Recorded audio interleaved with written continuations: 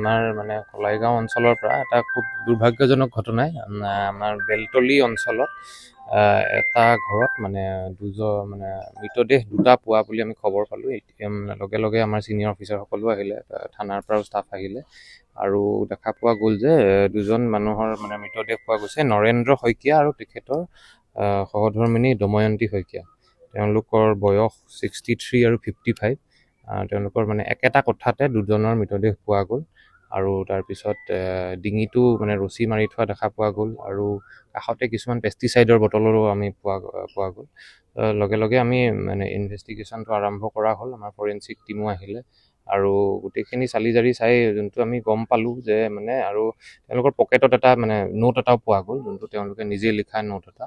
তাত মানে দেখি পেলাই গোটেইখিনি গম পোৱা গ'ল যে এইটো এটা মানে ছুইচাইডৰ ঘটনা। তেওঁলোকে নিজৰ ইচ্ছাৰে এটা মানে এনেকুৱা এটা ষ্টেপ ল'লে আৰু মানে যোনটো তেওঁলোকে নোটতো লিখিছে, তো তেওঁলোকৰ মানে আৰ্থিক অৱস্থা প্লাছ মানে মানে অসুস্থতাৰ বাবেও তেওঁলোকে এনেকুৱা এটা ষ্টেপ ল'লে বুলি লিখিছে আৰু সেইটো কাৰণে গোটেই এনেকুৱা এটা ষ্টেপ ল'লে তেওঁলোকে।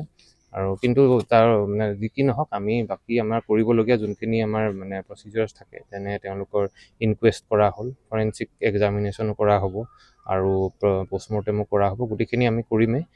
কিবা ধৰণৰ যদি বেলেগ এংগল যদিও এতিয়ালৈকে একো নাই, কিন্তু যদি আছে আমি সেইটো ফৰেঞ্চিক তথ্যত ওলাব পিছত। ছুইচাইড নোট এটাটো পুলিচকে এড্ৰেছ কৰিছে বাৰু।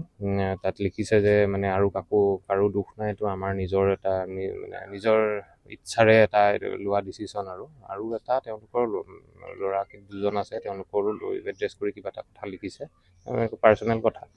তো সেইখিনিয়ে, তাৰ বাহিৰে বাকী আমাৰ যোনখিনি ইনভেষ্টিগেটিভ প্ৰচিজাৰ আছে সেইখিনি চলি আছে।